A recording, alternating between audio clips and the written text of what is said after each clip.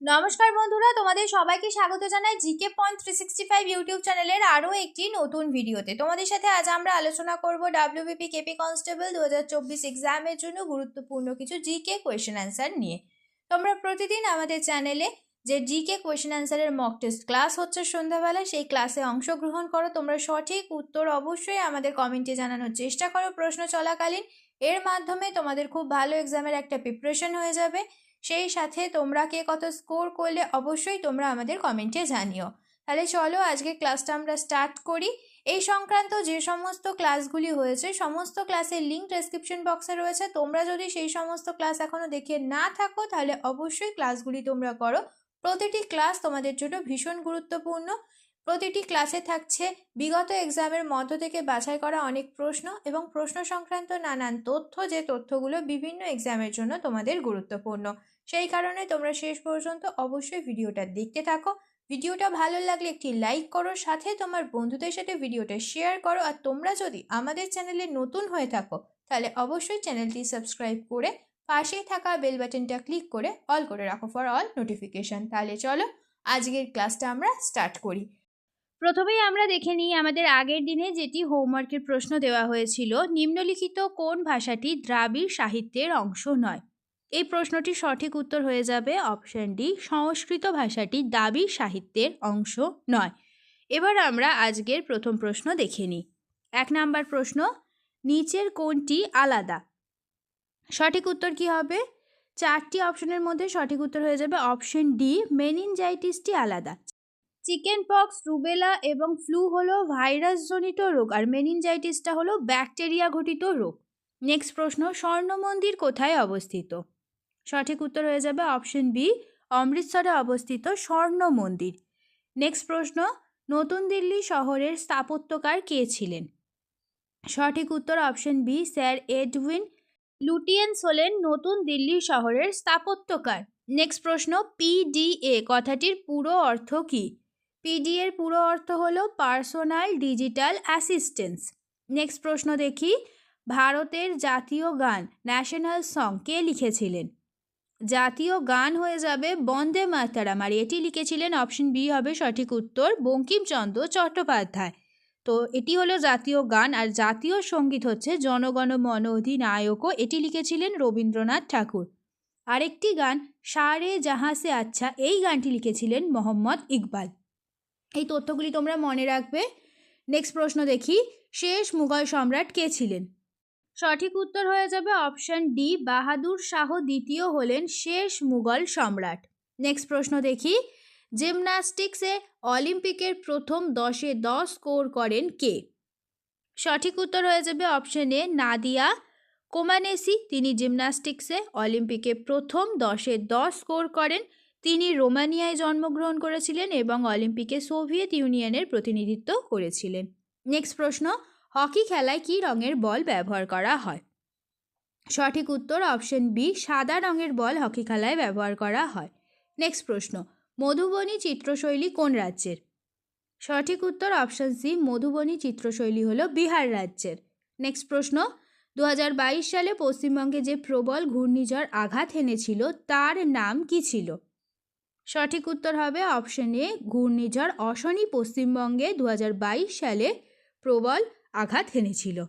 Next প্রশ্ন দেখি, জলপাইগুড়ি নিম্নলিখিত কোন নদীর তীরে অবস্থিত? জলপাইগুড়ি এটি নিম্নলিখিত, সঠিক উত্তর হয়ে যাবে তিস্তা নদীর তীরে অবস্থিত। নেক্সট প্রশ্ন, বিশিষ্ট পদার্থবিদ স্টিফেন হকিং কোন দেশের নাগরিক ছিলেন? সঠিক উত্তর হয়ে যাবে অপশন ডি, তিনি ইংল্যান্ডের নাগরিক ছিলেন। নেক্সট প্রশ্ন, ভারতীয় সংবিধানের কোন ধারায় নাগরিকদের মৌলিক অধিকার সম্পর্কে তথ্য রয়েছে? সঠিক উত্তর হয়ে যাবে অপশন বি, 12 থেকে 35 নম্বর ধারায় নাগরিকদের মৌলিক অধিকার সম্পর্কে তথ্য রয়েছে ভারতীয় সংবিধানে। এবার আমরা দেখে নিই মৌলিক অধিকারগুলি ভারতীয় সংবিধানের 12 থেকে যে 35 নম্বর ধারা রয়েছে সেই ধারাতে কী কী মৌলিক অধিকারগুলি রয়েছে সেগুলি সম্পর্কে আমরা দেখে নিই।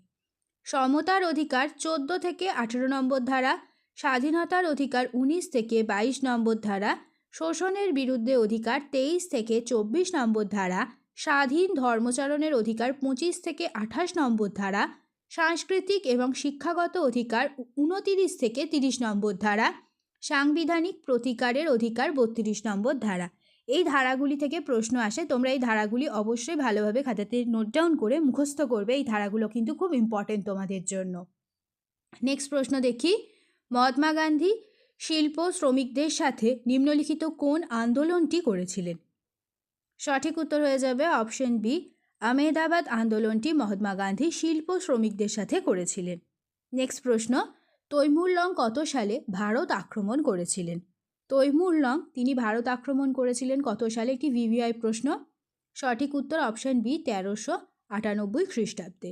নেক্সট প্রশ্ন, কেন বেতোয়া ক্যানাল কোন জাতীয় উদ্যানের মধ্য দিয়ে গিয়েছে? সঠিক উত্তর অপশন বি, পান্না জাতীয় উদ্যানের মধ্য দিয়ে কেন বেতোয়া ক্যানেল এটি গিয়েছে। নেক্সট প্রশ্ন, নিম্নলিখিত কোন শাসক বিহারের বোধগয়াতে প্রসিদ্ধ মহাবোধি মন্দির নির্মাণ করেছিলেন? সঠিক উত্তর অপশন বি, অশোক বিহারের বোধগয়াতে একটি প্রসিদ্ধ মহাবোধির মন্দির নির্মাণ করেছিলেন। নেক্সট প্রশ্ন, হুসেন সাগর হ্রদ নিম্নলিখিত কোন স্থানে রয়েছে? সঠিক উত্তর হয়ে যাবে অপশান সি, হায়দ্রাবাদে রয়েছে হুসেন সাগর হ্রদ। নেক্সট প্রশ্ন, নিম্নোক্ত কোন দেশগুলি G7-এর অন্তর্ভুক্ত? G7-এর অন্তর্ভুক্ত দেশগুলি হল কানাডা, ফ্রান্স, জার্মানি আর ইতালি। অপশন বি হবে সঠিক উত্তর। প্রথমেই আমরা দেখে নিই যে G7-এর অন্তর্ভুক্ত দেশগুলি কোনগুলি। তো তোমরা এটা অবশ্যই খাতাতে নোট ডাউন করবে। G7-এর অন্তর্ভুক্ত দেশগুলি হচ্ছে Canada, France, Germany, Italy, Japan, যুক্তরাজ্য এবং মার্কিন যুক্তরাষ্ট্র। এইগুলি হচ্ছে G7-এর অন্তর্ভুক্ত দেশ। নেক্সট দেখি, নিচের কোনটি সঠিকভাবে মিলছে না? তো কোনটি সঠিকভাবে মিলছে না?